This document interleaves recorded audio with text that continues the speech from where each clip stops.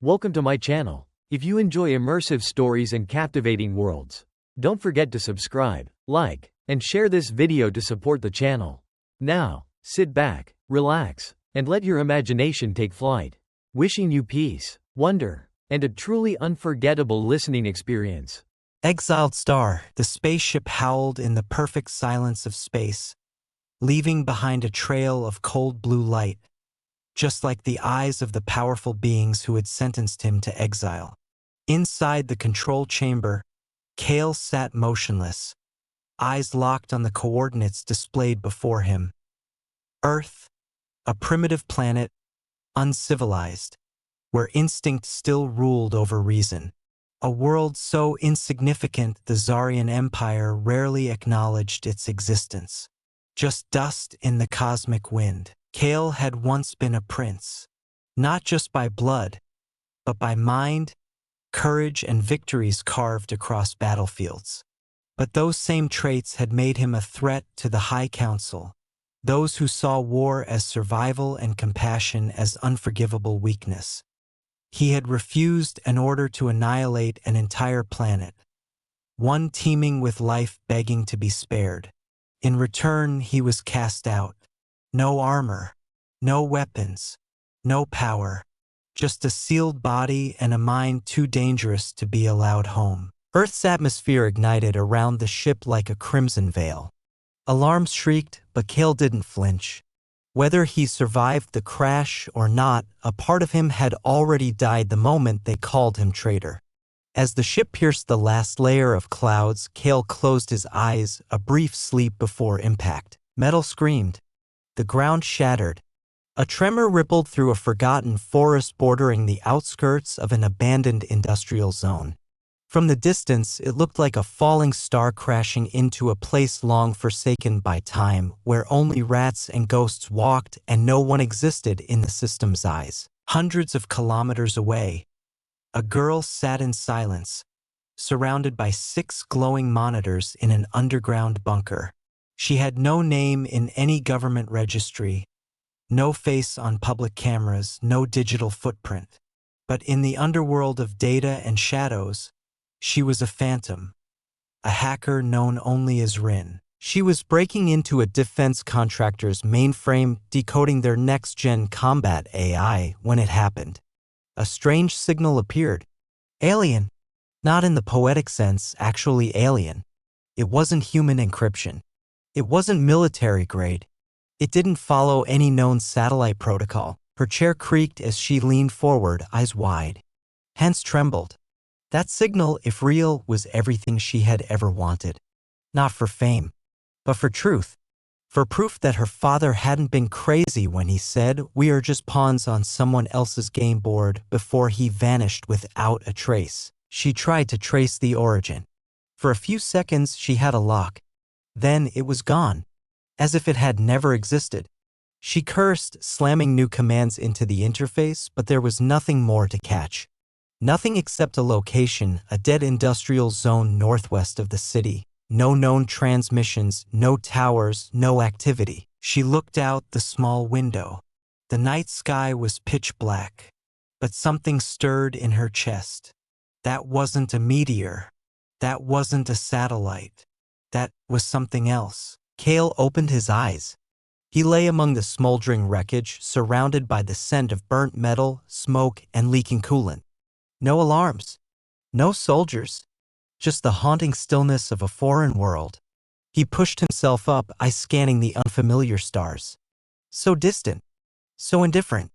Just like his own world had been to him. Earth was colder than he expected.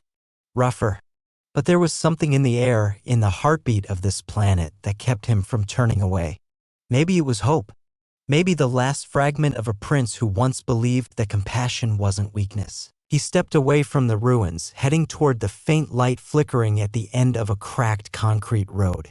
Somewhere in the shadows, Rin was packing a small bag, holstering her weapon, and preparing to leave her hiding place to find the truth behind that signal. 2 paths began to cross. The story had begun. Rain slicked the cracked pavement as Rin stood at the edge of the abandoned district, her hood pulled low, eyes scanning the horizon. The city lights had long since faded behind her, swallowed by the ruins of an industrial wasteland once meant to be the future, now just rust, silence, and ghosts of ambition. She checked her device again. The signal was gone, but her instincts screamed louder than logic. Something had fallen here, something that didn't belong. She slipped through the chain-link fence with practiced ease. This wasn't her first illegal walk in the dark. Years of being invisible had taught her how to navigate where no one else dared tread. Her boots crunched broken glass as she passed collapsed warehouses and shattered towers. Whatever crashed here had disrupted more than soil. She could feel the charge still hanging in the air, like the atmosphere hadn't recovered. Half a kilometer in, she found it. A crater still steaming. Shards of metal scattered like alien bones. Whatever had fallen wasn't just a meteor. It had controlled descent, even in its chaos. Her breath caught as she saw the core. A half-crushed, obsidian-black structure the size of a shuttlecraft, pulsing faint blue from beneath twisted hull plating. She raised her scanner. It fritzed immediately. "What the hell?" she whispered, lowering the device and stepping closer. Then movement. It was subtle, barely a ripple in the shadows. But her hand was on her weapon in an instant. Eyes narrowed. "Who's there?" she called out, voice low but firm. Silence. Then a sound, metal shifting. A figure stepped into the edge of the crater, silhouetted by the smoldering ruin behind him. Tall, broad-shouldered, cloaked in some kind of torn uniform, definitely not human military. And his eyes, even at a distance, shimmered faintly with unnatural light. "Identify yourself," she said, drawing her weapon. The figure didn't move. Rin adjusted her stance. "I will shoot." Finally, he raised a hand. Not in surrender, more like curiosity. He took one slow step forward. "I mean you no harm," he said. She froze. His voice, deep, resonant, slightly distorted by an unfamiliar accent, wasn't like any language she knew, yet somehow she understood him. "That's convenient," she said, not lowering her gun. "Are you from the ship?" "I am," he said. "It no longer functions." She narrowed her eyes. "You're not human." "No," he replied. "I am Kael of House Virion. Or, I was." Rin had no response to that. Not right away. Her mind raced, cross-referencing every conspiracy, every buried document, every fragment of information she had scraped from shadow servers about extraterrestrial life. Most of it was crap, but standing in front of her, in flesh and blood, or whatever his biology was a living impossibility. He looked at her strangely, then at the gun. "That device. It harms. It kills," she said. "If I choose to." He took a long breath, then slowly sat down on a chunk of twisted metal. Rain slid off his skin like it didn't matter. He looked tired, wounded, but not weak. "If you wanted me dead," he said quietly, "you already would have tried." Rin didn't answer, but she didn't shoot either. She took one cautious step forward, eyes never leaving his. "Why are you here?" "I was sent away," he said. "From my world. A punishment for choosing mercy." She blinked. "That's a strange crime." "Not where I come from," Kael replied. "Not anymore." A gust of wind swept past, and for a moment neither of them spoke. Just two silhouettes in a dead place beneath a sky that had long stopped caring. Rin finally holstered her weapon. Slowly. "You need shelter," she said. He nodded once. "And you'd need answers." Her lip twitched. "Fair deal." She turned, motioning for him to follow. He rose with a grace that defied his injuries, and they walked, side by side, toward the edge of the crater, toward a world that didn't know it had already changed. Behind them, the ship's dying light flickered once, and went dark. The underground tunnel groaned with age as Rin guided Kael through a series of rusted gates and winding staircases.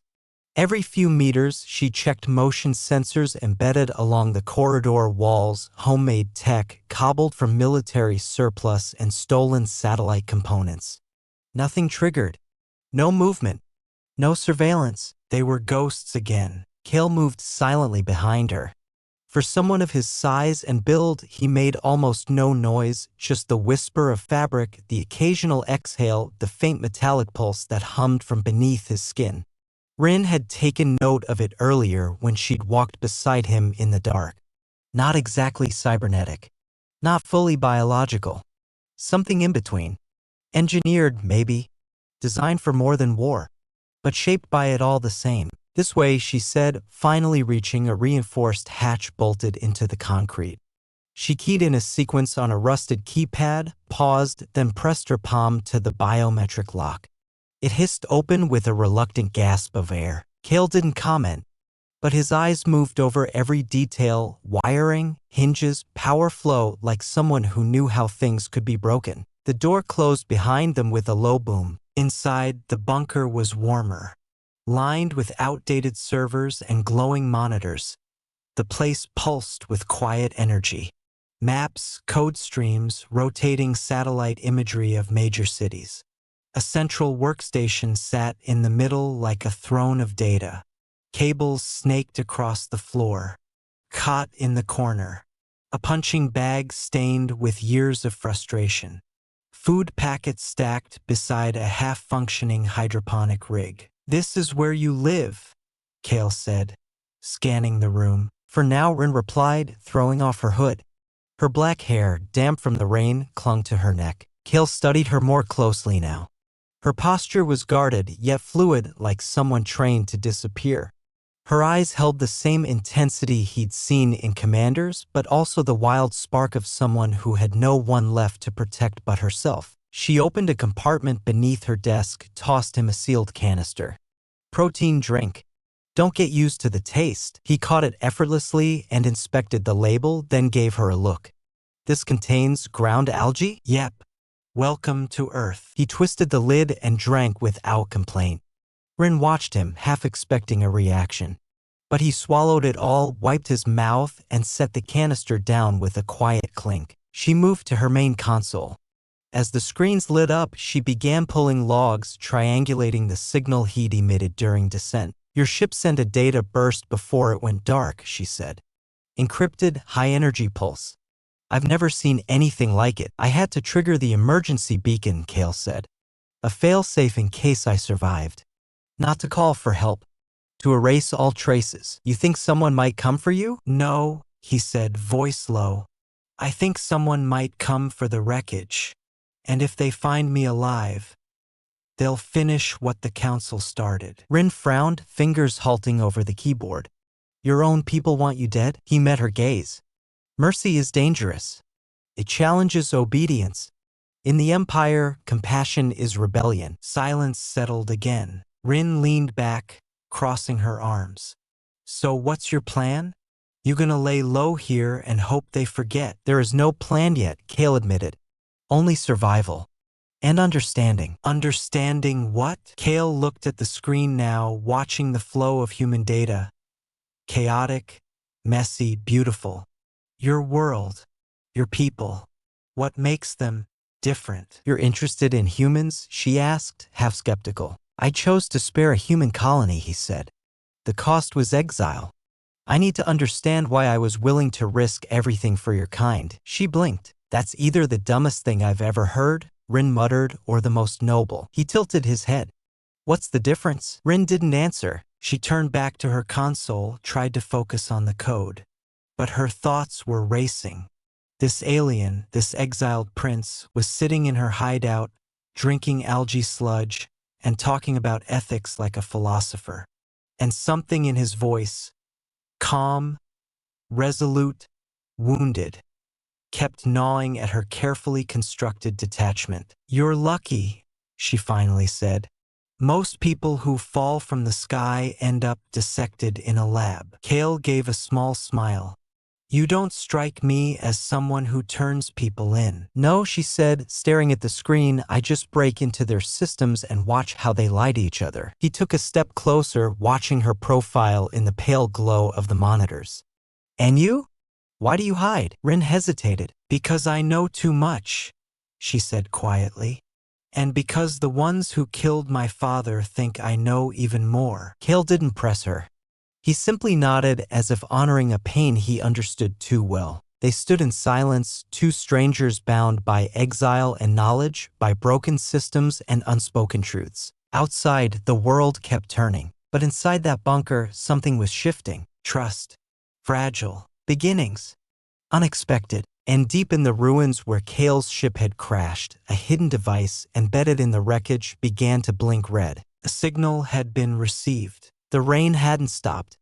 It drummed softly on the bunker ceiling like a war song slowed by distance. Rin sat hunched over her console, analyzing fragments of Kael's encrypted signal. Her fingers moved quickly, tracing alien architecture through data like a cartographer mapping stars.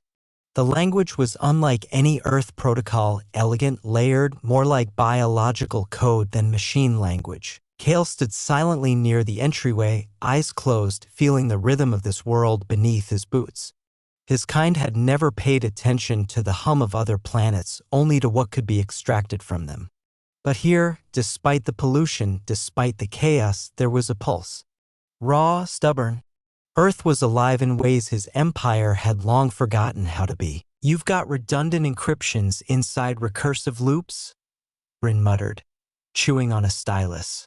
"It's like your language is designed to adapt mid-translation." "It is," Kael said without opening his eyes. "Our systems anticipate interception. Every phrase changes meaning based on context. Like emotion." "That's poetic," she said, surprised. "We were once poets. Before we became weapons." The words lingered in the stale air. Rin didn't respond, but a flicker crossed her face. She turned back to the screen and brought up satellite footage from the night before. In infrared, the ship's descent burned like a dying star, but something else had caught her attention. A second heat signature. Small. Fast. Moving at near-sonic speed just minutes after Kael's crash. She leaned forward. "What is it?" Kael asked, sensing the shift in her heartbeat. "We weren't alone," she said, enlarging the frame. "Something or someone was tracking your descent. Ground-level surveillance drone, high stealth tech, maybe cloaked. Military grade. Not ours." Kael moved to her side. The footage was grainy, distorted by rain and heat bloom, but the shape was unmistakable, tall, narrow, upright. Not a drone. Not human. "I know that design," Kael said, voice low. "It's Virion Sentinel class. Assassins." Rin's blood chilled. "They followed you?" "No," he said grimly. "They were already here." She turned toward him. "You're telling me there were alien hunters already stationed on Earth?" He nodded. "The Council doesn't waste resources. If they exiled me here, they assumed I might survive. They must have seated operatives years ago, waiting. Why didn't they attack right away? They want confirmation. They're cautious with elite targets. The moment they verify I'm alive, they'll eliminate me and anyone connected." Rin's jaw tightened. "Including me." Kael looked at her then, truly looked. "I can leave. Now. I won't endanger you further." But Rin stood her ground. "You're assuming I scare easy." He blinked. "I've been hunted before," she said. "By people just as ruthless. Maybe not with plasma rifles or shiny exoskeletons, but their bullets still kill." There was something in her voice, defiant, fractured. Kael realized then that she wasn't just helping him out of curiosity. She was standing her ground on a battlefield she'd lived on far longer than he had. She turned back to the console and began opening defense protocols. Locking down the bunker, disabling wireless signals, scrambling EM emissions. "We'll need to move soon," she said. "They'll triangulate us by morning if we're still broadcasting." Kael touched the wall. "This facility, it's secure? As long as no one uses the front door," she muttered. He nodded, then pulled back his sleeve to reveal a thin silver band embedded in his skin. With a brief pulse, a holographic schematic lit the air, three-dimensional projections of the local area, sensor fields, atmospheric readings. Rin blinked. "Okay. I want one of those." Kael smiled faintly. "Painful installation. Still worth it." He adjusted the display, overlaying his map with hers. "There's a canyon here," he said, pointing. 30 kilometers north. Isolated. Mineral deposits, good for interference. You want to move the wreck? I want to destroy it. Completely. If they retrieve even part of the data core, they'll know I still carry the override codes." Rin's fingers paused on the keyboard. "Override codes to what?" Kael looked her in the eyes. To Virion fleets, she stared. You mean you could shut down their ships? As Kael settled in the corner, his eyes scanning the flickering lights, Rin sat back at her console, watching him from the corner of her eye. This alien prince with wounded fire in his voice, carrying secrets too heavy for one life. And somewhere, far from their bunker, a sentinel's eyes glowed beneath a cloaked visor, scanning the wreckage. Its mouth didn't move, but its signal transmitted across frequencies. Target confirmed. Termination imminent. Morning broke with a dull grayness that crept through the earth like a warning. The sky above was heavy with low clouds, muffling the light, muting the city into shades of metal and ash. Rin had already packed before Kael woke. Her movements were efficient, deliberate, almost military, but not rigid. There was grace in the way she slid knives into the lining of her jacket and powered down her network with a whisper of keystrokes. Kael watched her from the cot in the corner, silently studying the way she prepared to disappear. You've done this before, he said. Rin didn't look up. Too many times. She slung her satchel across her back, then turned to him. I've mapped us a path through the service tunnels. We stay off main roads, use EMP cloaks and jammers, cut through blackout zones. It'll take 6 hours on foot. Kael rose without a word. His body, though alien, moved with perfect familiarity now, like the gravity of Earth had already become home to his muscles. He adjusted the collar of the stolen coat Rin had given him and clipped a pulse baton to his hip. I disabled the emergency beacon last night, he said. But if they've sent sentinels, the trail's already warm. They'll follow heat, EM traces, movement. Everything we've tried to cover. Kael nodded. We'll need to vanish in motion. They emerged into the abandoned metro tunnels by 7 a.m., blending with the silence of a world still asleep.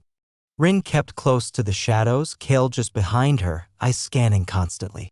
They crossed rusting train cars, crawled through access panels, and scaled maintenance ladders.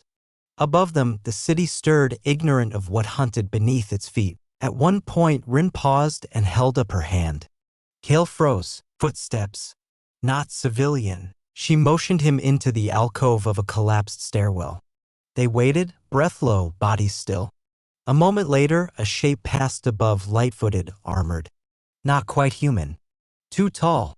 Too silent. Kael leaned in, voice almost imperceptible. That was no scout. I know, Rin whispered. They're fanning out. Kael's eyes narrowed. They're not just hunting me. They're watching you. I've always been watched, she said. They moved again, faster now. By midday, they reached the edge of the industrial sector where the city thinned into abandoned quarries and fenced research zones. The sky had darkened further, hinting at another storm. Rin dropped to one knee and drew a small circular device from her belt. She pressed it into the ground.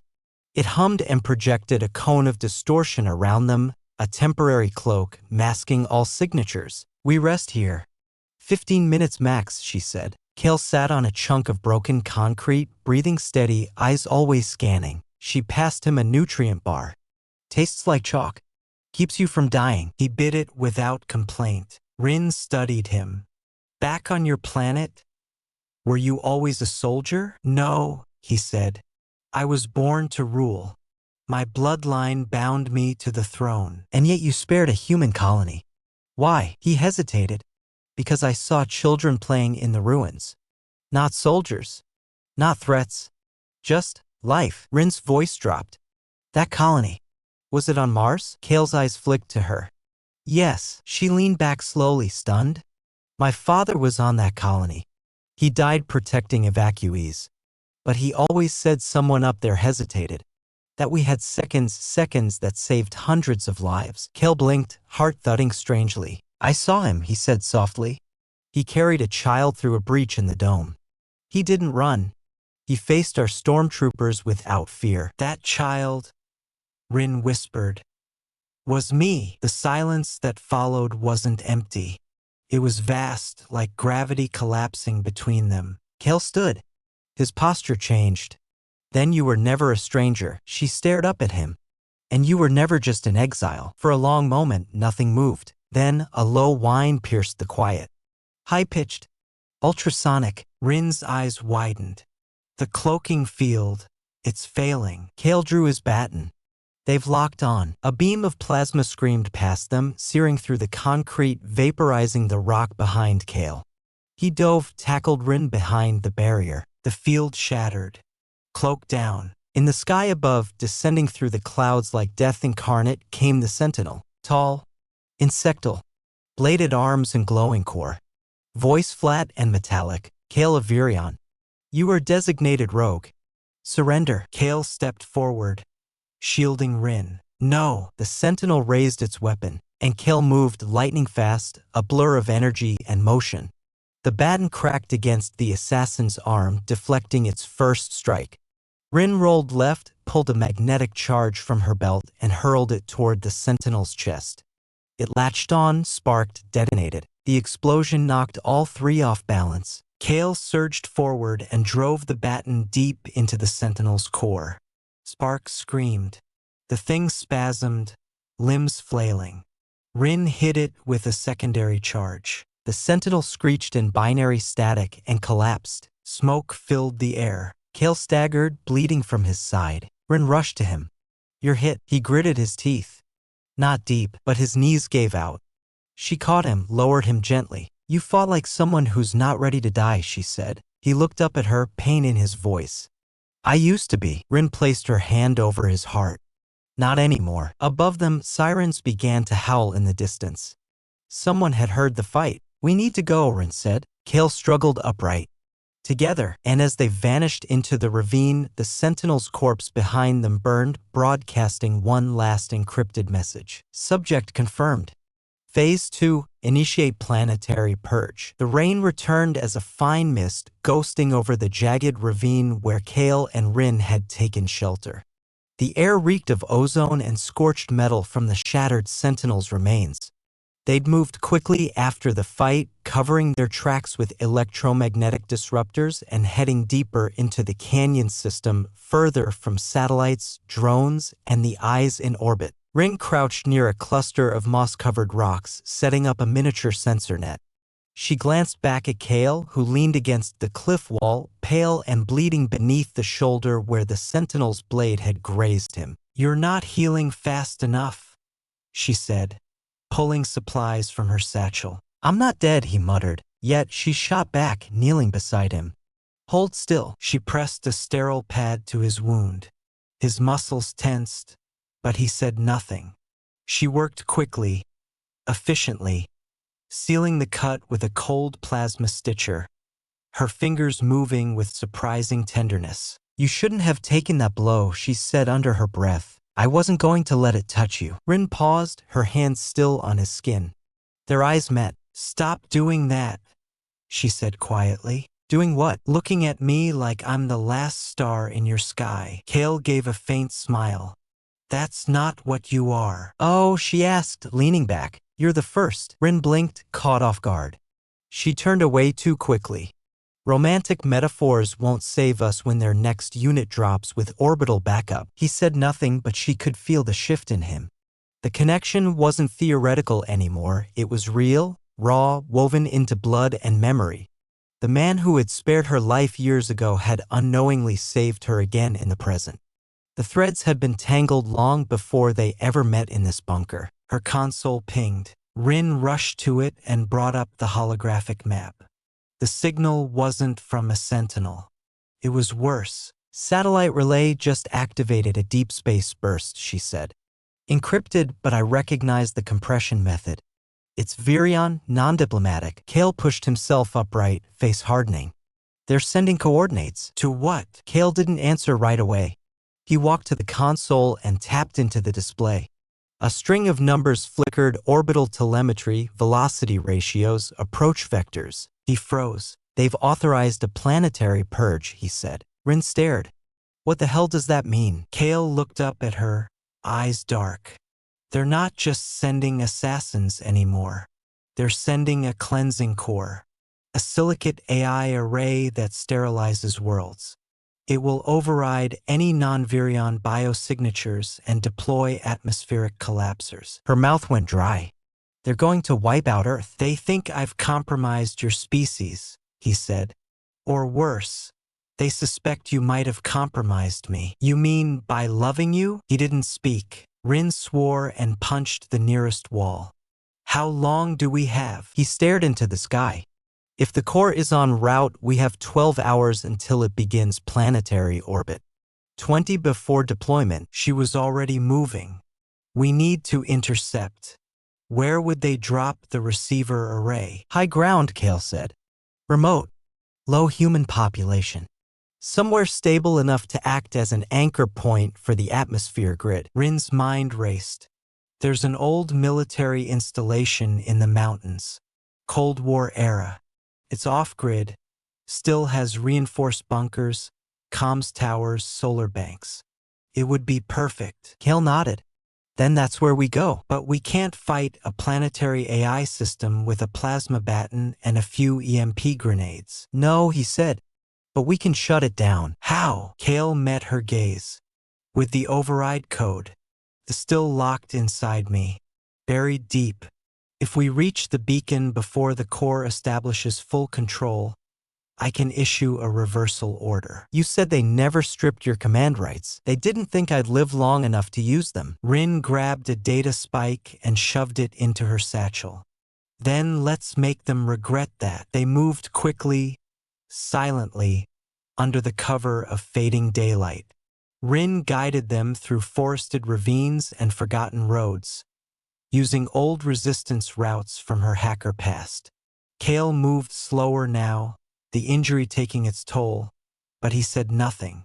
She could feel his strength burning at the edge of collapse, but his will, his focus, never broke. By dusk, they reached the mountain's base. High above, the satellite array flickered in the clouds like a second moon. Rin raised her binoculars. Thermal scans show movement near the tower. Not human. Sentinel vanguards, Kael said. They'll be guarding the relay until the core makes atmospheric entry. You mean by loving you? He didn't speak. Rin swore and punched the nearest wall. How long do we have? He stared into the sky. If the core is en route, we have 12 hours until it begins planetary orbit. 20 before deployment. She was already moving. We need to intercept. Where would they drop the receiver array? High ground, Kael said. Remote. Low human population. Somewhere stable enough to act as an anchor point for the atmosphere grid. Rin's mind raced. There's an old military installation in the mountains. Cold War era. It's off-grid. Still has reinforced bunkers, comms towers, solar banks. It would be perfect. Kael nodded. Then that's where we go. But we can't fight a planetary AI system with a plasma baton and a few EMP grenades. No, he said. But we can shut it down. How? Kael met her gaze. With the override code. It's still locked inside me, buried deep. If we reach the beacon before the core establishes full control, I can issue a reversal order. You said they never stripped your command rights. They didn't. Think I'd live long enough to use them. Rin grabbed a data spike and shoved it into her satchel. Then let's make them regret that. They moved quickly, silently, under the cover of fading daylight. Rin guided them through forested ravines and forgotten roads, using old resistance routes from her hacker past. Kael moved slower now, the injury taking its toll, but he said nothing. She could feel his strength burning at the edge of collapse, but his focus never broke. By dusk, they reached the mountain's base. High above, the satellite array flickered in the clouds like a second moon. Rin raised her binoculars. Thermal scans show movement near the tower. Not human. Sentinel vanguards, Kael said. They'll be guarding the relay until the core makes atmospheric entry. So how do we get past them? Kael looked at her. We don't. Then Bacher breath caught. What? I go alone. You stay back. If I fail, don't even finish that sentence. He stepped closer, voice low. Rin, if I get captured or compromised, they'll use me to rewrite the purge directive. You'll die. Everyone will. And if you go alone, you'll die for nothing. She shot back. I didn't survive Mars. I didn't build this resistance. And I didn't fall in love with an alien prince just to let you go out in some noble blaze of glory. Enmik H. Nay. Kael froze. She had said it. Love, not calculation, not duty, not chemistry. Love. He stepped closer. I never expected to feel anything for your kind, he said. But every moment I've spent with you has burned something back to life inside me. She touched his face gently. Then let's burn together, just long enough to stop them. He nodded slowly. Together, they turned toward the ridge, where the sky above pulsed with the incoming core's faint glimmer, a star descending like a guillotine. The war wasn't over, but for the first time, Kael and Rin weren't running. They were rising. The wind howled through the narrow mountain pass, whipping Rin's hair across her face as she led Kael up the jagged trail toward the old military installation. The sky, bruised with deep purples and angry grays, flickered faintly with the ominous glow of the approaching cleansing core, its descent accelerating. An unstoppable force aimed to erase all non-Viron life on Earth. Kael's breathing was shallow, each step a battle against the pain in his side. Yet his eyes burned with determination, never leaving the path ahead. This way, Rin whispered, ducking beneath a broken chain-link fence and signaling toward a camouflaged hatch, half buried in undergrowth. Inside, the air was stale, electric with the hum of dormant machines and flickering lights. The control room lay ahead, dark except for a dying terminal blinking faintly in the corner. We have minutes, Rin said, fingers flying across the keyboard to bring the system online. Static crackled, and the holomap of the core's approach blinked onto the screen. Kael stepped forward, the pain sharp enough to buckle his knees, but he straightened and reached inside his jacket. He pulled out a crystalline chip, glowing faintly blue, his override code. This is the key, he said. I must interface directly. It will take time. Then I'll cover you, Rin said, loading an EMP device into a launcher.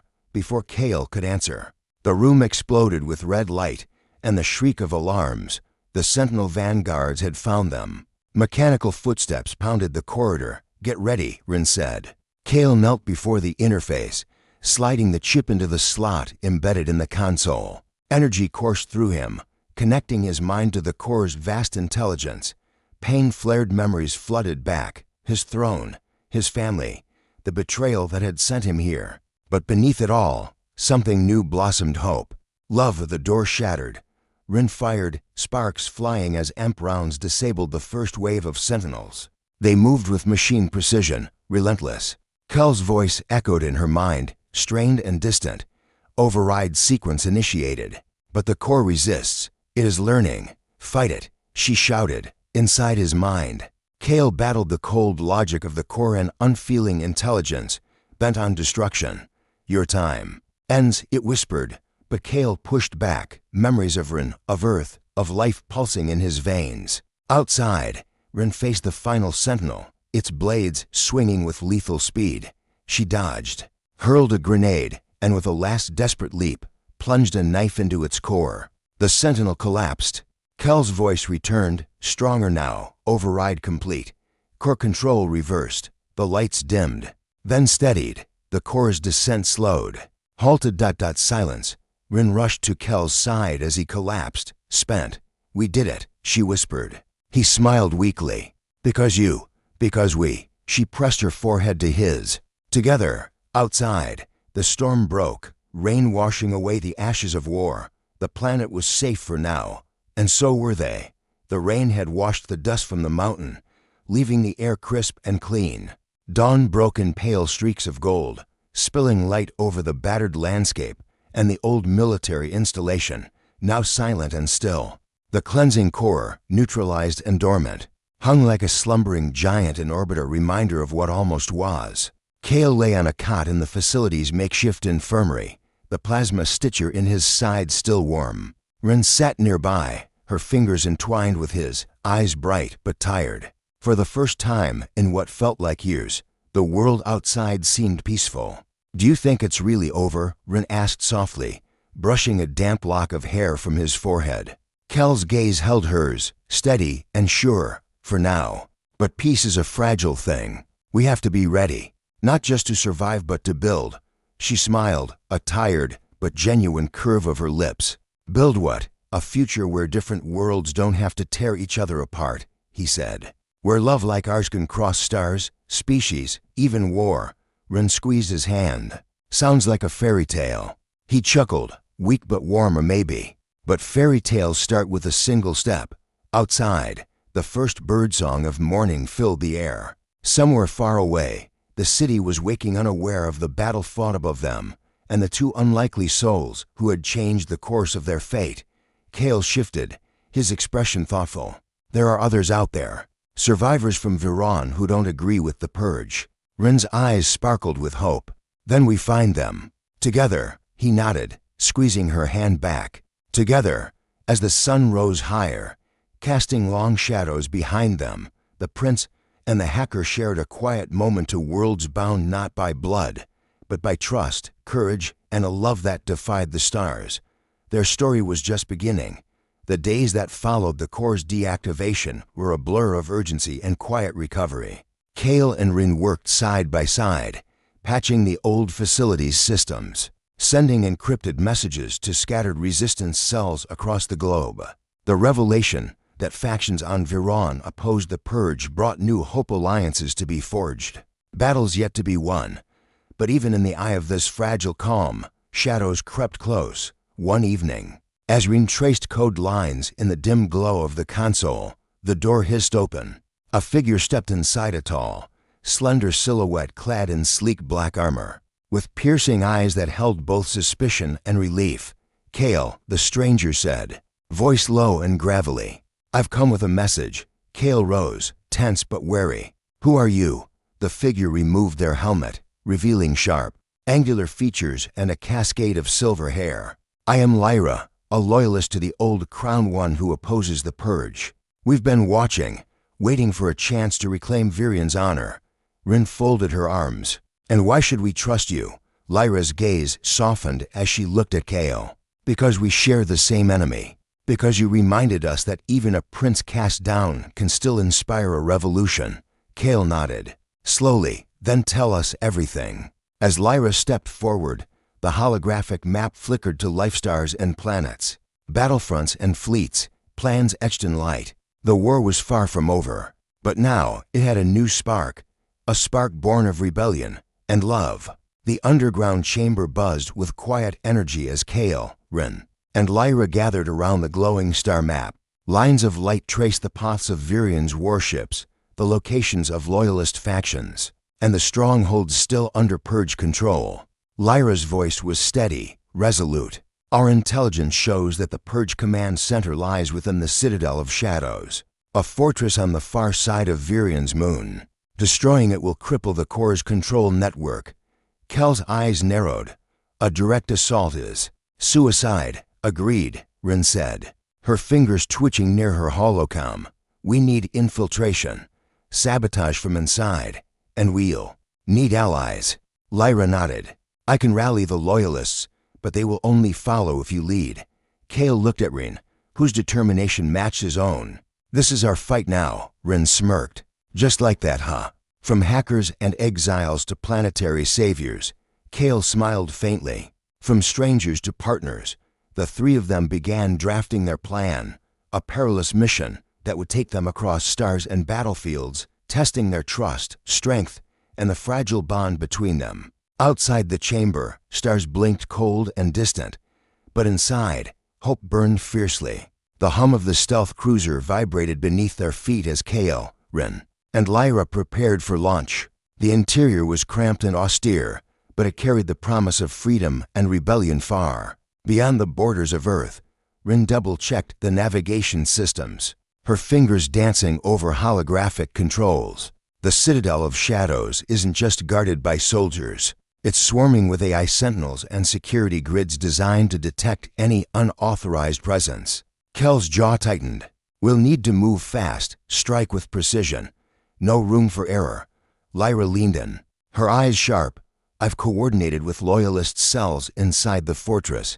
They'll create distractions, alarms, false evacuations. That's when you get in." Rin looked at Kael. "We've got the tech and the brains. You've got the command and the heart."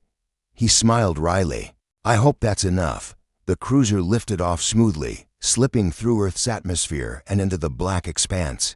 As stars streaked past, Rin glanced at Kael, feeling the weight of the mission and the fragile thread of trust that bound them.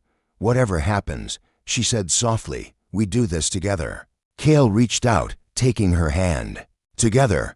Beyond the window, Viron loomed, a world of steel and shadows, waiting for their reckoning. The stealth cruiser sliced silently through the void, its hull barely a whisper against the cosmic backdrop. Below, the barren surface of Virian's moon stretched out cratered, cold and foreboding. The citadel of shadows rose like a dark monolith, its spires piercing the thin atmosphere, casting long jagged shadows. Inside the cockpit, Rin's fingers flew over the controls, weaving the ship through enemy sensor grids with practiced precision. Kael sat rigid beside her, every muscle coiled with tension. "Loyalist cells are ready to trigger their distractions in T-10 minutes, Lyra said, eyes scanning the tactical displays. "Once the alarms begin, we'll have a narrow window, 30 minutes at best." Rin exhaled sharply.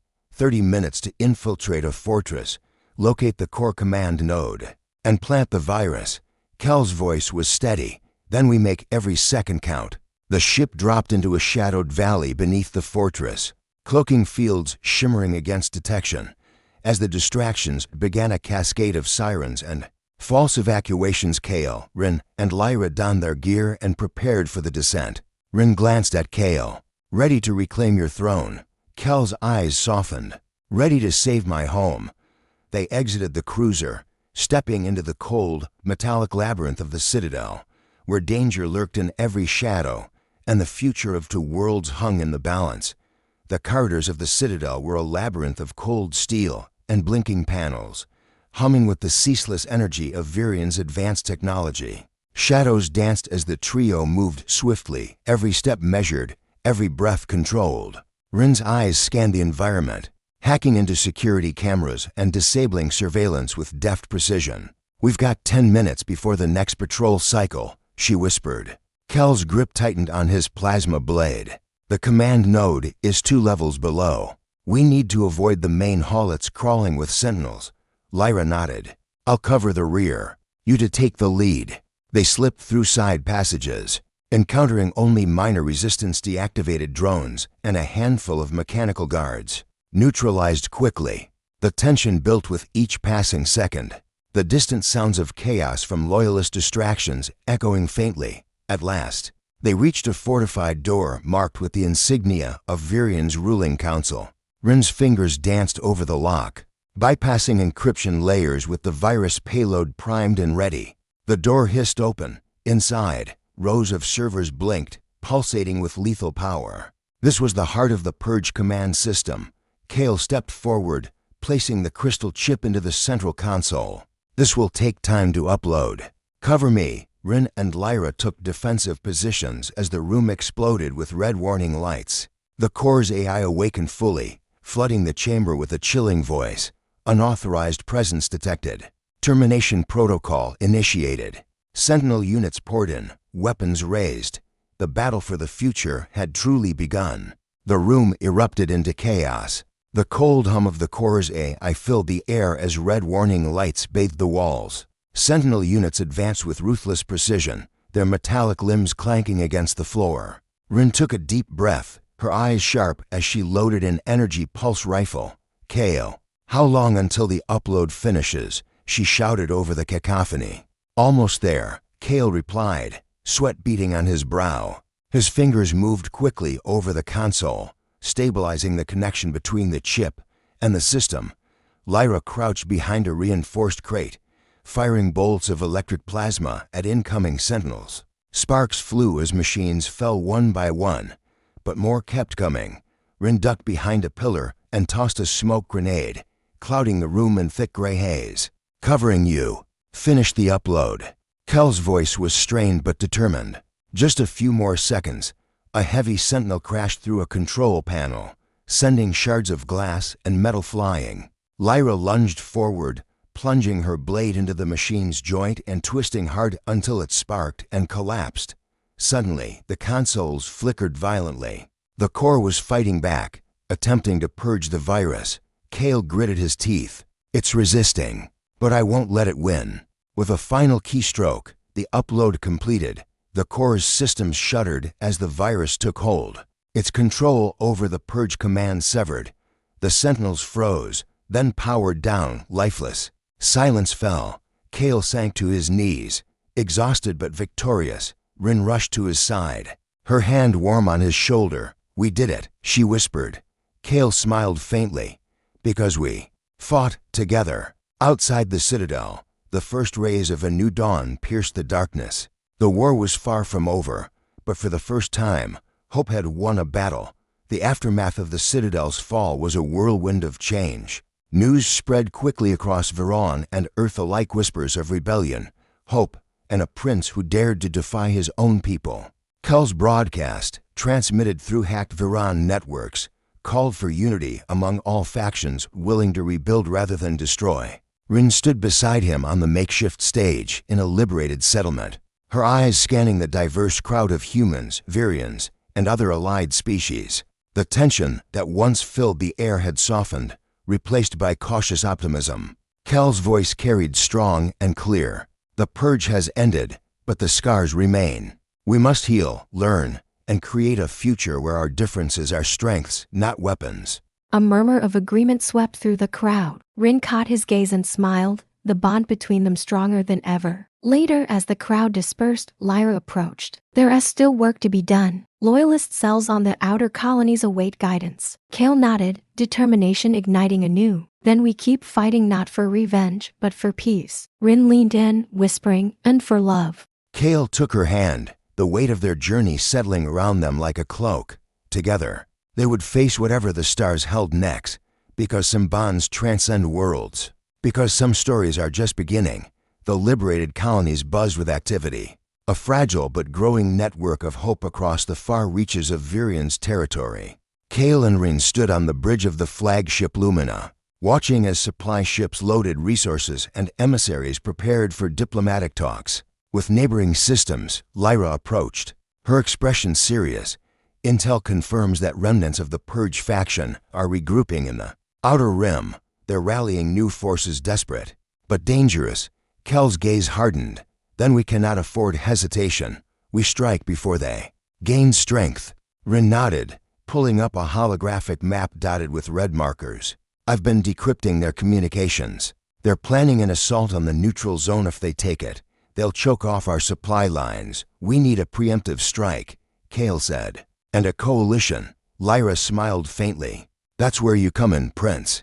Your message inspired more than just rebels. There are factions across the galaxy who want peace too." Kael glanced at Rin. "Looks like our fight just became a war." Rin grinned. "Good thing we're in this together." Outside the viewport, stars streaked past as the Lumina accelerated toward the unknown toward alliances, battles, and a destiny far larger than either of them had ever imagined. The negotiations in the neutral zone were tense. Delegates from diverse species, many longtime rivals, gathered in the grand hall aboard the orbital station Harmonia.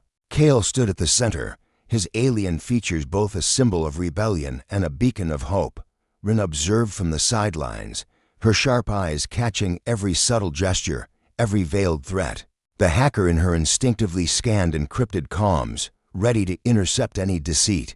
"We face a choice," Kael addressed the assembly, his voice resonant. "Continue endless conflict that destroys all, or unite to forge a future where coexistence is not a dream, but reality." Murmurs spread among the delegates, some hopeful, others skeptical. Suddenly, an explosion rocked the station, lights flickering as emergency sirens blared. Security forces scrambled. Rin's fingers flew across her portable console. "We've got a sabotage attempt. Someone's trying to collapse the station's life support." Kael's gaze hardened. "Sabotage from Purge loyalists." Lyra nodded grimly. "They want to prevent peace at any cost." Amid the chaos, Kael rallied the defenders. "Protect the delegates. Find the saboteurs." Rin moved swiftly through the corridors, tracing digital footprints. In a tense confrontation, she cornered a disguised agent, extracting vital intel on the Purge faction's next move. As the emergency systems stabilized, the delegates resumed their discussions, now united by a shared enemy and the fragile hope Kael embodied. Outside the station's panoramic windows, Stars shone brightly, a reminder that the war for peace had only just begun. The aftermath of the sabotage attempt left the delegates shaken, but resolute. Security was tightened, and the talks resumed with a new sense of urgency. Kael stood before the assembly once more, his voice unwavering. "We have seen the lengths our enemies will go to stop peace, but their fear only proves the power of unity. Together we can stop the Purge faction from igniting another war." Rin joined Kael at the podium, her voice steady as she added, "Technology will be our greatest ally. I have developed a network defense system that can protect our communications and keep us one step ahead of any attacks." Whispers of approval rippled through the crowd. Lyra stepped forward, commanding attention. "And loyalist forces scattered across the outer rim are ready to stand with us. But we must act quickly before the Purge faction regroups." Kael nodded solemnly. "We will launch a coordinated offensive, striking their strongholds simultaneously. It will be dangerous, but it's our only chance to end this war." As plans solidified, Kael and Rin retreated to a quiet observation deck. The stars outside stretched infinitely, a vast canvas of possibility. Rin looked up at him. "After everything, do you really think peace is possible?" Kael smiled gently. "It has to be. For all our sakes." Their hands found each other's, a silent promise amid the storm. The battle ahead would test them all, but together they would face whatever the cosmos threw at them. The coordinated offensive was a symphony of precision and chaos. Fleets surged through space, striking Purge faction strongholds across the outer rim with calculated force. Kael led the flagship Lumina deep into hostile territory, his heart pounding as the battle unfolded. Rin monitored hacking attempts and disabled enemy defenses, her fingers flying across the console.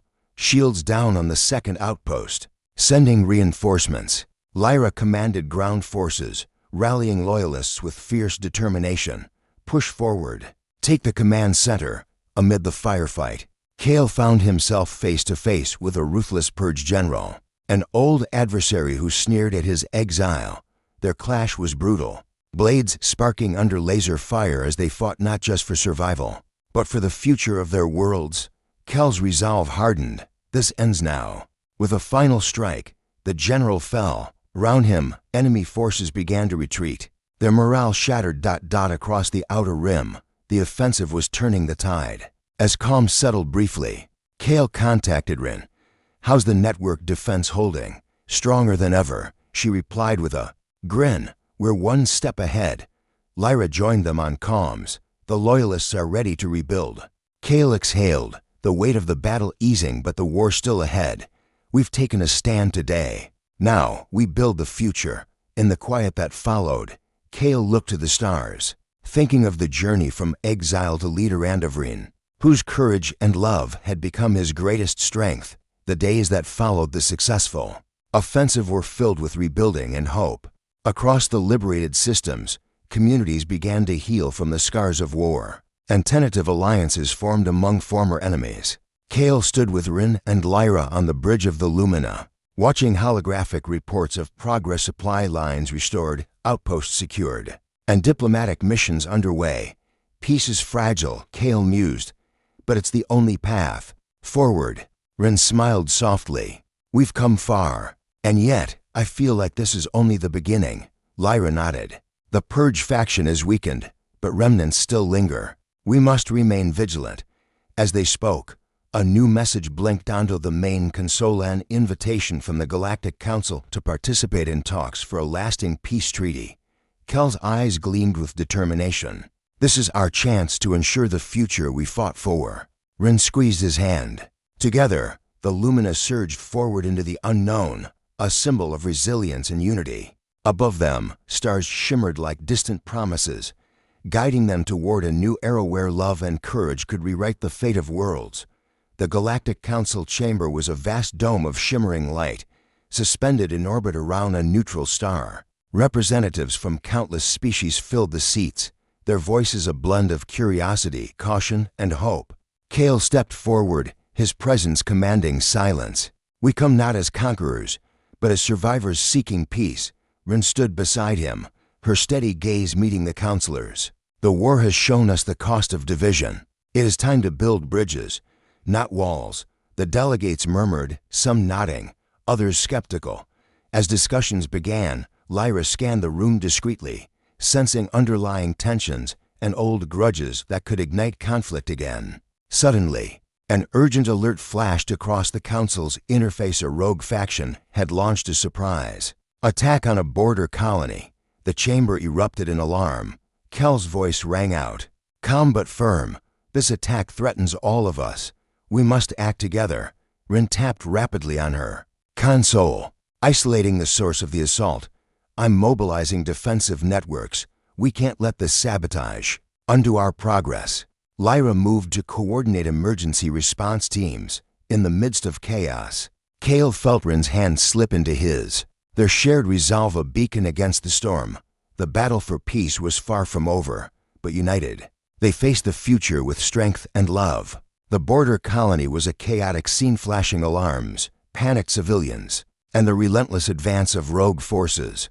Kael, Rin, and Lyra arrived aboard a rapid response vessel, coordinating defenses and rallying the local militia. Rin interfaced with the colony's defense grid, rapidly deploying countermeasures. I'm locking down all access points. They won't get through. Kael moved among the fighters, inspiring courage and strategy. Hold your ground. For peace, for our future. Lyra led a strike team to flank the attackers, her precision and ferocity turning the tide. Amid the battle, Kael spotted a familiar figure, one of the rogue commanders, a former loyalist hardened by loss and hatred. Their eyes met across the battlefield, a silent clash of past and present. Kael advanced, calling out, "There's still a chance to stop this." The commander sneered, raising his weapon. Kael's voice was steady but resolute. "We don't have to be enemies." The commander hesitated, then lowered his weapon slowly. As the rogue forces began to withdraw, hope flickered anew. Rin joined Kael, her eyes bright. "We stopped them, together." Kael nodded, feeling the fragile thread of peace hold firm for now. In the quiet that followed the battle, the border colony began its slow process of recovery. Kael, Rin, and Lyra moved through the streets, offering aid and reassurance to those shaken by the conflict. Kael's presence inspired the people once weary and divided, now hopeful. "This victory is not just a battle won, but a symbol," he told the gathered crowd. "Peace is possible, but it requires all of us to stand together." Rin worked alongside local technicians, reinforcing the colony's defenses and establishing secure communication lines. "We can't let fear undo the progress we've made," she said. Lyra trained militia volunteers, sharing tactics and strategies to prepare for any future threats. That evening, as the twin suns set beyond the horizon, Kael and Rin found a quiet moment. The weight of leadership pressed on them, but so did the warmth of their bond. "We're changing history," Rin whispered. Kael smiled, brushing a strand of hair from her face. "Because we chose to fight not just for survival, but for love." Their hands intertwined, a promise that no matter the battles ahead, they would face them side by side. The war for peace was far from over, but with each day, the stars shone a little brighter. The Galactic Council reconvened with renewed purpose. Delegates gathered in the luminous chamber, their voices echoing with a cautious optimism. The scars of recent battles were still fresh, but the desire for lasting peace burned brighter than ever. Kael addressed the assembly, his voice carrying the weight of experience and hope. "We have faced war and betrayal, but also unity and resilience.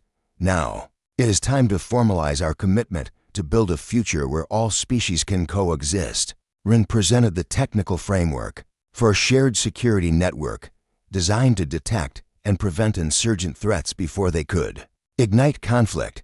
Her expertise brought nods of approval from the Council's strategists. Lyra outlined a plan for joint defense forces combining the strengths of diverse species to protect vulnerable systems. As the treaty was drafted and debated, Kael felt the immense challenge ahead. Yet, beside him, Rin's steady presence reminded him of what was truly at stake. After hours of discussion, the Council voted to ratify the peace accord. A cheer rose, mingled with cautious smiles and hopeful tears. Outside the chamber, as stars shimmered against the void, Kael whispered to Rin, "This is our victory but also our responsibility." She squeezed his hand. Together, we'll face whatever comes next. The universe was vast, uncertain, but filled with possibility, and their journey was only beginning. The signing ceremony for the peace accord took place aboard the Grand Station Harmonia, a symbol of new beginnings. Delegates from across the galaxy gathered, their faces a blend of hope and relief. Kael stood beside Rin and Lyra, the weight of leadership resting lightly on his shoulders. As he took the ceremonial oath, his voice echoed with conviction. Let this accord mark the dawn of unity, where past enmities are laid to rest and future generations thrive in harmony. Rin scanned the crowd, eyes catching old rivals now turned allies, sharing tentative smiles. Her fingers brushed the device strapped to her wrist, a symbol of the secure network she had built to protect this fragile peace. Lyra stood vigilant, her presence a reminder that vigilance was still needed. After the formalities, celebrations erupted, music, laughter, and stories shared under alien skies. For a moment, the wounds of war seemed to heal. Later, beneath the stars, Kael and Rin found a quiet terrace. The universe stretched infinitely before them, filled with endless possibilities. Kael took Rin's hand gently. Our journey has changed everything. Rin smiled, resting her head against his shoulder. And it's just the beginning. Together, they looked to the stars, ready to face whatever the future held, bound by love, hope, and the courage to dream of peace.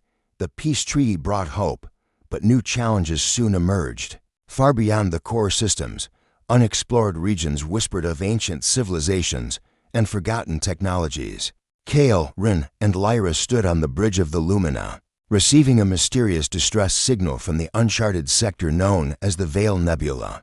Rin's eyes narrowed as she decrypted the message. It's a warning, something powerful, possibly dangerous, is awakening. Kael's jaw tightened. We thought the worst was behind us, but the universe still holds secrets. Lyra checked the tactical readouts. If this is true, it could threaten everything we've built. Without hesitation, Kael issued orders. Prepare for exploration and defense. We must understand this new threat before it grows. Rin hesitated briefly, then met his gaze. Whatever comes, we face it together. As the Lumina jumped to light speed, stars blurred into streaks of light, their next chapter unfolding in the vast unknown. The fight for peace had evolved. Now, it was a quest for survival, discovery, and the unbreakable bond between two worlds. The Lumina emerged from the Veil Nebula's edge into a realm of swirling cosmic storms and eerie shadows. Sensors picked up massive structures buried beneath layers of energy, remnants of an ancient civilization long lost to time. Rin's fingers danced over the controls, piecing together fragmented signals. These ruins, they're emitting a power source unlike anything we've seen. It could be the key to advanced technology, or a weapon. Kael stood silently, feeling the weight of the unknown pressing in. We must proceed carefully. Curiosity can save us or doom us. Lyra prepared a team of explorers, their armor shimmering with adaptive shielding. We'll survey the site and report back. Stay alert. As the landing party touched down, strange glyphs glowed faintly beneath their feet. Rin's breath caught. This language, it's almost familiar, but not quite. Kael studied the ruins, a mix of awe and caution. This could rewrite our understanding of the galaxy and our place within it. Suddenly, a pulse of energy surged through the ground, activating dormant machinery. The explorers tensed, weapons ready. From the shadows, ancient guardians, biomechanical sentinels awakened, their eyes glowing with cold light. The peace they fought for now faced a challenge from the distant past. The biomechanical sentinels moved with calculated precision, their heavy footsteps echoing across the ancient ruins. Kael raised his hand, signaling the team to hold position. The air was thick with tension. Every second felt like the calm before a storm. Rin's heart pounded as she scanned the sentinels' energy patterns. They're not just guards. They're linked to a larger network, possibly a defense system. Lyra tightened her grip on her weapon. If they see us as threats, this could get deadly fast. Suddenly, one of the sentinels extended an arm, emitting a pulse that momentarily disabled the team's shields. Sparks flew as the protective barriers flickered. Kael stepped forward, raising his voice. We come in peace. We seek knowledge, not war. The sentinels paused, their glowing eyes flickering in response. Rin noticed a pattern in their movements, a form of recognition. Maybe they're scanning for hostile intent, she whispered. If we can prove we're not a threat. Carefully, Kael lowered his weapon and reached out, activating a universal translator device. We wish to learn, to understand, and to protect. Slowly, the sentinels retracted their weapons. Lowering their guards, the tension eased, replaced by a fragile connection between past and present. Rin exchanged a hopeful glance with Kael. This is just the beginning. The ruins held secrets that could change everything, and they had earned the chance to uncover them. With the sentinels' cautious acceptance, Kael's team cautiously advanced deeper into the ruins. The walls around them pulsed with an ethereal glow, illuminating intricate carvings that told the story of a civilization, both magnificent and tragic. Rin's eyes scanned the ancient script, cross-referencing with her database. They were called the Elythrians, a race that mastered energy manipulation but vanished mysteriously. Lyra remained alert, her senses sharpened by countless battles. If their technology is still active, it could either be a powerful ally or a catastrophic threat. As they ventured further, the team discovered a chamber filled with dormant crystals, humming softly with latent energy. Rin carefully approached one, her fingertips brushing the surface. Suddenly, a vision flooded her mind, a torrent of memories not her own. Elythrian cities bathed in light, a great calamity tearing their world apart, and a desperate attempt to safeguard their knowledge. Rin gasped, pulling back. Their legacy, it's a warning. Kael's gaze hardened. We must honor it by ensuring their fate does not become ours. Outside, the Lumina awaited, a beacon of hope amid the encroaching darkness. The past had awakened, and with it, a new chapter in their fight for peace and survival had begun. The Lumina's crew worked tirelessly to stabilize the ancient Elythrian technology they had uncovered. Rin's expertise proved invaluable as she deciphered the energy matrix powering the dormant crystals. By tapping into the source, we could potentially harness energy that surpasses anything known. Rin explained, eyes gleaming with excitement. But it's volatile, one wrong move, and it could trigger a chain reaction. Kael stood nearby, his mind racing with possibilities and dangers. We need this power to protect our worlds, but we cannot let ambition blind us. Lyra monitored external sensors. There's something else approaching, an unknown vessel moving fast, cloaked from most scans. Rin's expression tightened. Could it be remnants of the rogue faction? Or something worse? Kael gave the order. Prepare for potential conflict. We cannot afford another surprise attack. As the vessel emerged from the nebulous shadows, its silhouette sent a chill through the crew, a sleek warship adorned with unfamiliar markings, ancient yet menacing.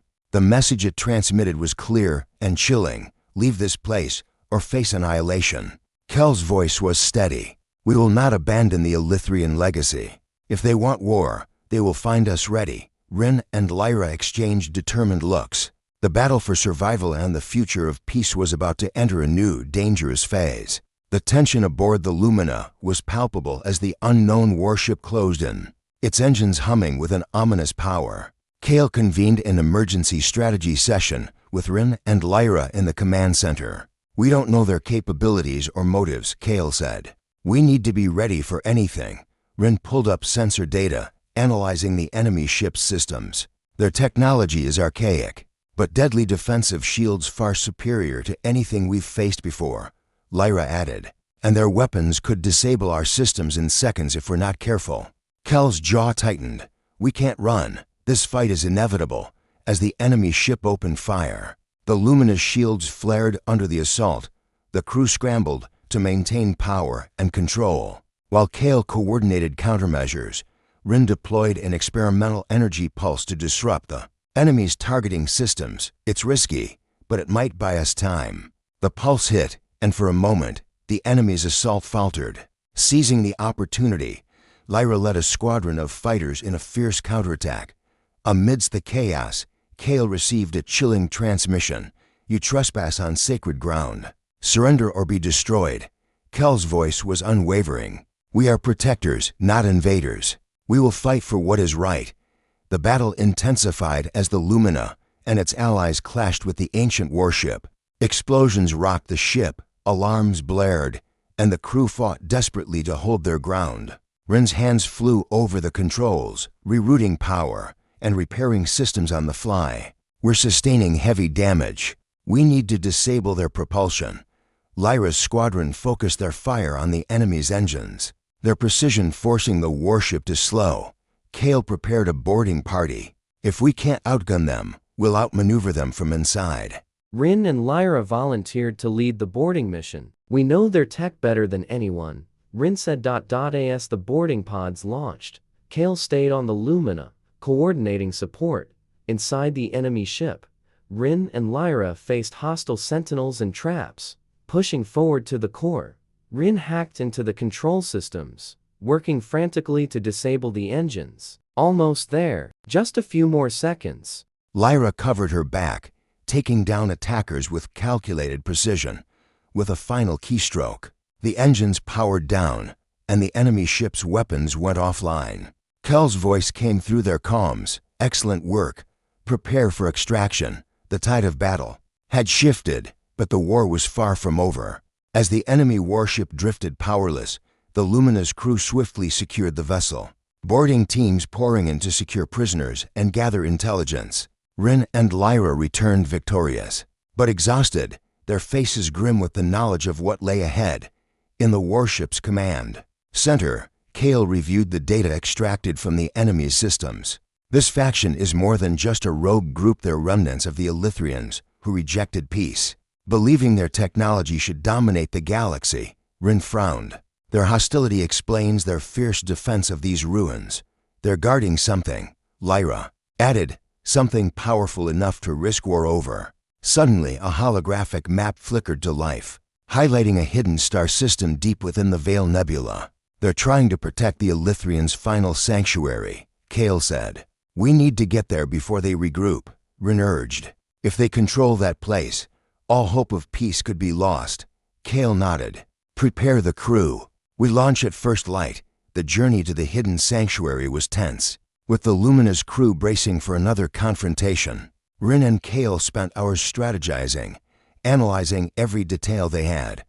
During a rare moment of calm, Rin approached Kael on the observation deck. Do you ever wonder if this peace is just a fragile dream? Kael looked out at the stars, his expression thoughtful. Peace requires courage. We must be willing to fight for it, no matter the cost. Rin smiled faintly. Good thing I'm stubborn, then. Their moment was interrupted by Lyra's voice over the comms. We're approaching the sanctuary. Sensors picking up massive energy readings. Kael and Rin exchanged a determined glance. This is it, Kael said. The final chapter.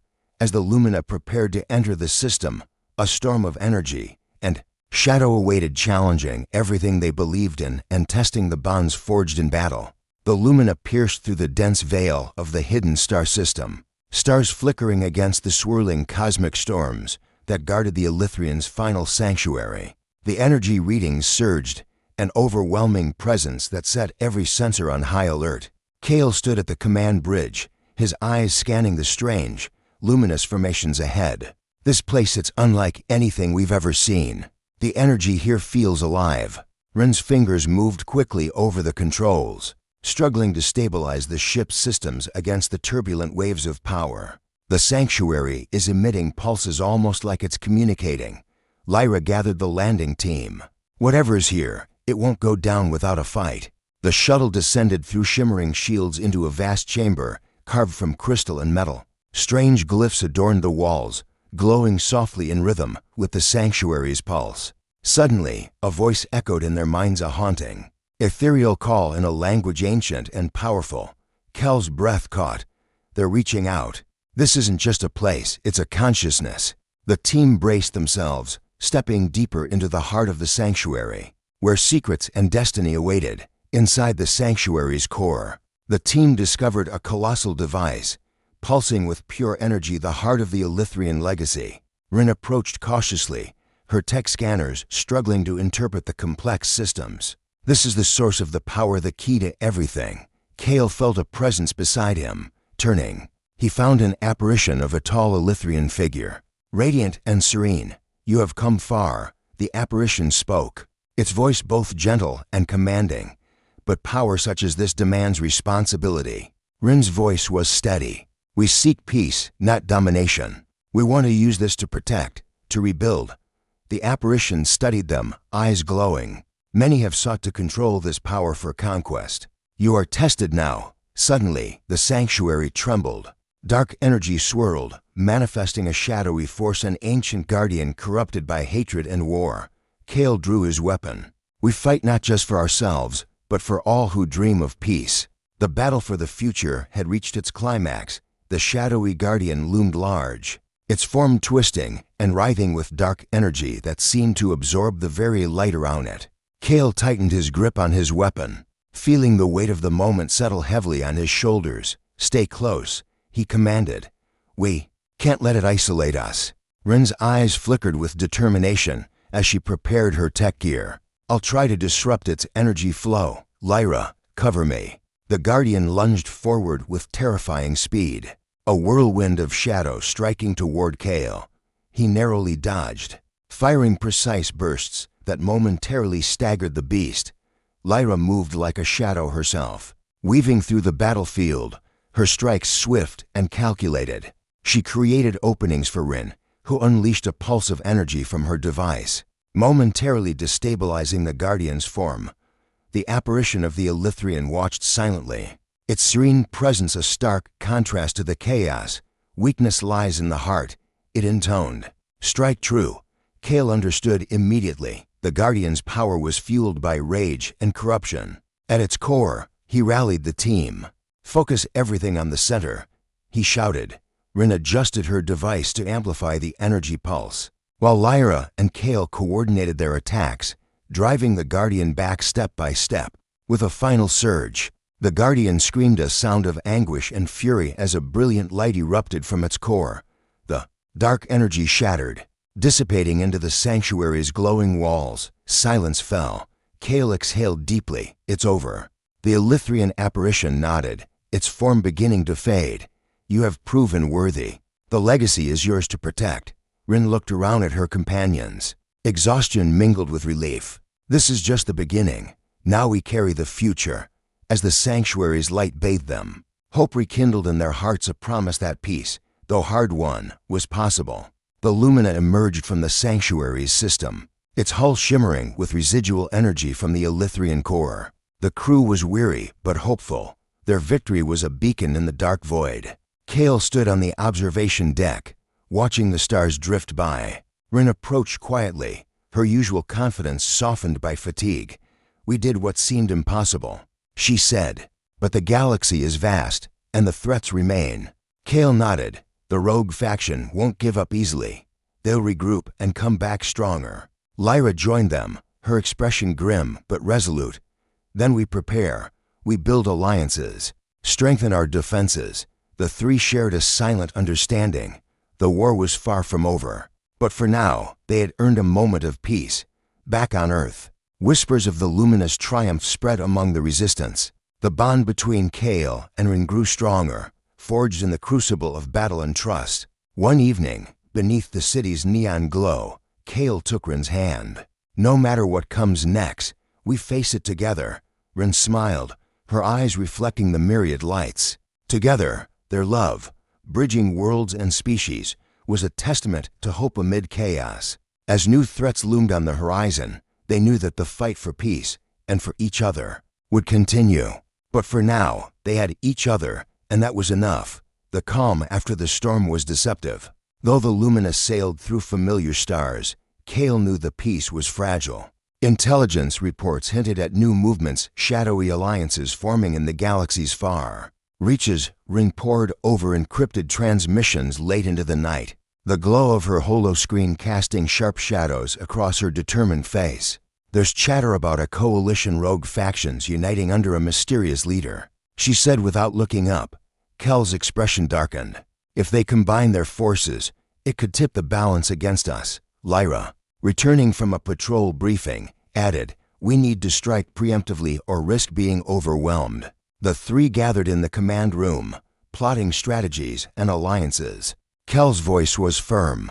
We reach out to old allies, unite the scattered resistance. It's the only way. Amid the preparations, Rin and Kael found fleeting moments of quiet, their bonds strengthening as they shared hopes and fears beneath alien skies. But the galaxy was changing fast. A new storm was brewing, one that would test their resolve like never before. The Alliance summit was held on a remote asteroid station orbiting a dying star, its barren surface scarred by centuries of conflict. Delegates from scattered factions gathered, wary but desperate for unity. Kael stood at the forefront, his presence commanding respect despite his youth. "Our enemies grow stronger, and their ambitions threaten every world we cherish," he declared. "Together, we can build a future free from war and fear." Murmurs of agreement rippled through the hall, but suspicion lingered. Old rivalries and betrayals were hard to forget. Rin stepped forward, her voice steady as she shared critical intelligence. "We've uncovered plans for a coordinated strike on multiple colonies. We must act before they do." A grizzled commander from the Outer Rim spoke up. "And why should we trust you? The Elithrians' legacy nearly destroyed us once." Lyra's gaze was unflinching. "Because we're the only ones standing between annihilation and survival." The tension thickened. But Kael's diplomacy began to bridge divides. Offers of shared technology and mutual defense agreements were tabled. As the summit drew to a close, a fragile coalition was forged, one that could turn the tide if they held together. Outside, the dying star cast a blood-red glow, a reminder that time was running out. The fragile coalition breathed new life into the resistance, but the true test was yet to come. Kael and Rin returned to the Lumina with a renewed sense of purpose, aware that the coming battle would decide the fate of countless worlds. Back on the bridge, Kael reviewed the strategic plans. Alongside Lyra and the newly allied commanders, "Our intelligence confirms the coordinated strike is imminent," he said. "We must deploy defenses across key colonies and prepare rapid response teams." Rin's fingers danced across her console, activating defensive protocols and initiating encryption sequences. "We'll also need to disrupt their communications, cut off their coordination before they can act." As the fleet mobilized, Kael found a quiet moment with Rin on the observation deck. The stars shimmered beyond the glass, but the weight of their mission hung heavy. "We're outnumbered and outgunned," Rin admitted softly. "But we have something they don't, each other." Kael took her hand, his voice steady. "Then we fight not just for survival, but for the future we believe in." The Lumina surged forward, leading a coalition united by hope, courage, and the promise of peace. The alarms blared throughout the Lumina as distant explosions rocked the nearby colonies. The coordinated strike had begun. Kael stood on the bridge, eyes sharp as the tactical displays flickered with incoming enemy formations. "Deploy interceptors. Protect the civilian zones at all costs." Rin worked frantically, hacking into enemy channels to sow confusion. "I'm jamming their comms, but they're adapting fast." Lyra coordinated fighter squads with fierce precision, her voice calm amid the chaos. "Hold the line. We can't let them break through." As the battle raged, Kael's thoughts flickered to Rin, her courage, her brilliance, and the bond they shared. It was that connection, forged through hardship, that gave him strength. With a surge of determination, Kael led a daring counterattack, targeting the enemy's command ship. Explosions lit the void as the tide of battle slowly began to turn. Victory was far from assured, but in this moment, hope burned brighter than any star. The aftermath of the battle left the Lumina battered but undefeated. Kael and his crew moved swiftly to assess the damage and tend to the wounded. The coalition's forces had held the line, but the cost was heavy. Rin sat beside a console, exhaustion etched into her features as she reviewed data from the engagement. "They're retreating, for now, but they'll be back, stronger and more determined." Kael joined her, placing a reassuring hand on her shoulder. "We need to learn from this, adapt and prepare for what's next." Lyra entered, her expression grim but resolute. "The enemy's new leader has made their intentions clear. They want total control, no matter the sacrifice." Kael clenched his fists. "Then we'll give them a fight they won't forget." As the Lumina limped toward the next battleground, Kael and Rin found a brief moment of solace together. Their love remained a beacon in the storm, a reminder that even in the darkest times, hope endured. The Lumina approached a remote colony at the edge of the Coalition's territory, its once thriving surface now scarred by conflict. Smoke curled into the sky, and silence hung heavy where life once flourished. Kael surveyed the devastation from the bridge. We need to help the survivors and secure this location as a forward base. Rin coordinated with medical teams and engineers, her mind racing with plans to restore communications and fortify defenses. If we can hold this ground, it will be a critical foothold against the enemy. As the crew worked tirelessly, Kael found himself drawn to the colony's quiet ruins. Where echoes of the past whispered beneath the rubble, Lyra joined him, her voice low. This war isn't just about battles and strategy, it's about protecting what's left of who we are. Kael nodded, feeling the weight of responsibility settle deeper. And we fight for a future where places like this can heal, in the shadow of destruction. Hope took root once more. Rebuilding the colony became a symbol of resilience for the coalition. Engineers and medics worked side by side with local survivors, transforming the scarred landscape into a beacon of hope. Rin led a team to restore the communication arrays, her fingers deftly weaving through complex systems. Once this is online, we'll be able to coordinate defenses and request reinforcements. Kael oversaw the fortifications, ensuring every defense was optimized against the enemy's tactics. We need to be ready for anything. One evening, as the twin moons cast their pale light over the settlement, Kael and Rin stood atop a ridge, watching the stars. The quiet moment was a rare gift amid the chaos. We've come so far, Rin whispered, but the hardest battles are still ahead.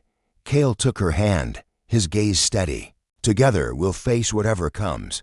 In that silent promise, the flicker of hope burned brighter than ever. The enemy's movements grew more unpredictable, striking smaller outposts and cutting supply lines with ruthless precision. Intelligence reports painted a grim picture. The coalition was being stretched thin. Kael gathered the leadership council aboard the Lumina, their faces etched with fatigue and concern. We can't hold every position forever, Kael admitted, but we can control the key systems. Our strongholds must become unbreakable. Rin presented a new plan.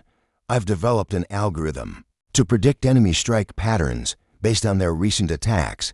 We can use it to anticipate and counter their moves. Lyra nodded approvingly. This could give us the edge we need. As they plotted their next moves, Kael felt the weight of command more heavily than ever. The lives of countless beings rested on their decisions.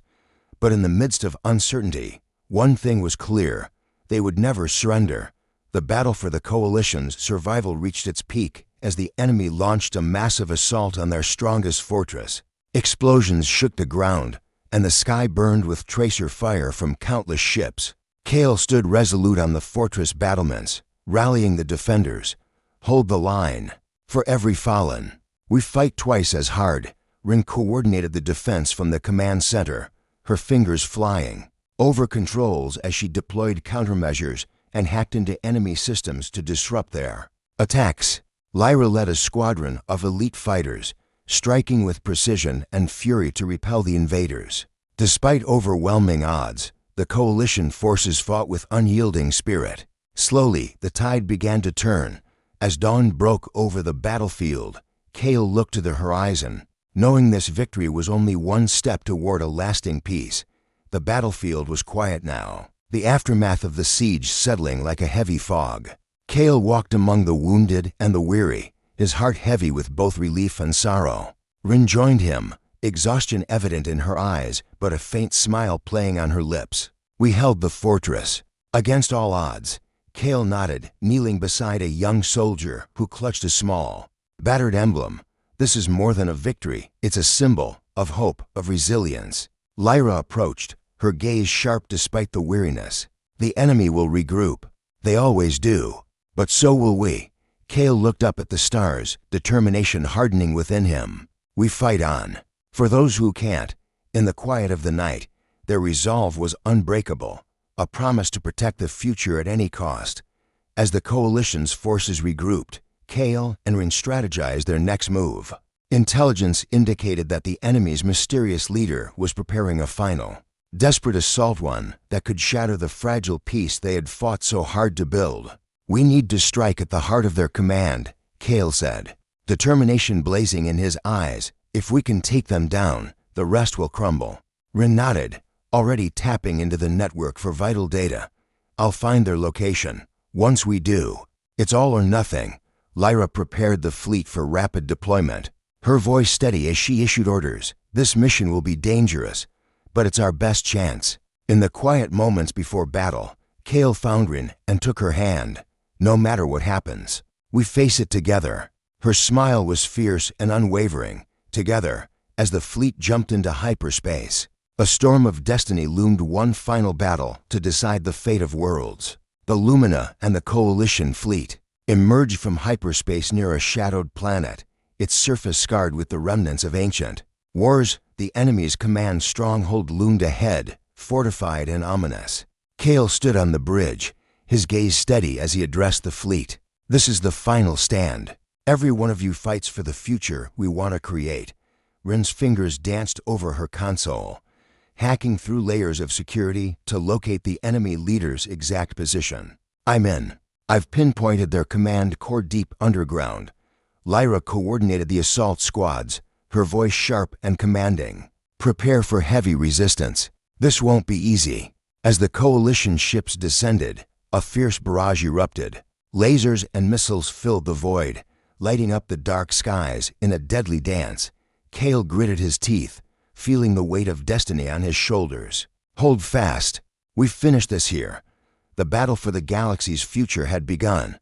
The ground shook as Kael led the assault team through the enemy's underground labyrinth. Shadows danced against the cold metal walls, echoing the tension that gripped every step. Rin moved swiftly beside him, her eyes scanning the intricate network of security systems she was hacking in real time.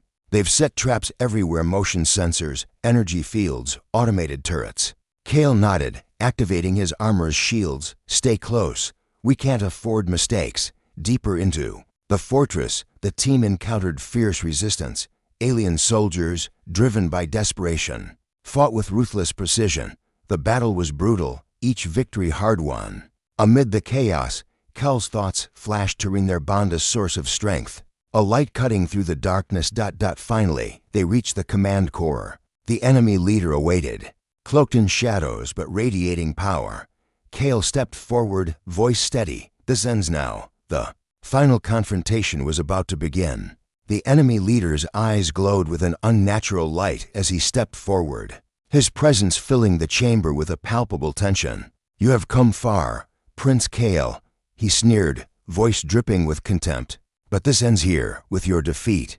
Kael tightened his grip on his weapon, standing firm beside Rin and their team. Your reign of terror ends now. We fight for freedom, for every world you've sought to enslave. The battle erupted in a furious clash of energy blasts and blade strikes. Kael moved with precision and determination, every attack fueled by the stakes at hand. Rin supported from behind, disabling the leader's defenses with swift hacks, while Lyra and the others battled their soldiers. The leader unleashed a devastating wave of power, shaking the chamber's foundations. Kael barely managed to shield Rin and their comrades from the blast. Summoning every ounce of strength and resolve, Kael charged, landing a decisive strike that shattered the enemy's core defenses. The leader staggered, his form flickering. With a final surge, Kael and Rin combined their efforts, blade and code, to bring down the tyrant. Silence fell. The war was over. The enemy leader lay defeated, his dark ambitions crushed beneath the weight of unity and courage. Across the galaxy, the tide of war began to recede, replaced by tentative hope and rebuilding. Kael stood on the bridge of the Lumina, gazing out at the stars that now seemed a little brighter. Beside him, Rin's hand found his, a quiet reassurance after the storm. The future is ours to shape, Kael said softly. Rin smiled, her eyes shining with determination and love. Together, we'll build a world where peace isn't just a dream. Lyra approached, a rare smile breaking through her usual stern demeanor. We fought hard for this moment. Let's make sure it lasts. As the Coalition began healing fractured worlds, Kael and Rin looked toward a horizon filled with possibility, a testament to the strength of their bond, the power of hope, and the promise of new beginnings. The stars awaited their story. Years had passed since the final battle, and the galaxy was slowly healing from the scars of war. The Coalition Kael and Rin helped forge had grown stronger, bound by trust and shared dreams. On a peaceful planet bathed in golden sunlight, Kael stood beside Rin, watching as children of different species played together, symbols of a future free from fear and hatred. His heart swelled with pride and hope. "We fought for this, didn't we?" Rin smiled, leaning into him. "And we'll keep fighting for every moment like this." Though the shadows of their past lingered, they no longer defined them. Together, they had rewritten their destinies and planted seeds of peace that would bloom for generations. As stars twinkled overhead, Kael whispered, "Our story isn't over. It's only just beginning." And beneath the endless sky, love and hope lit the way forward. The end. Thank you for listening to my channel. If this story moved you, inspired you, or simply kept you company, please consider subscribing, liking, and sharing it with others who love great storytelling. Until we meet again in the next journey, take care and keep your imagination alive.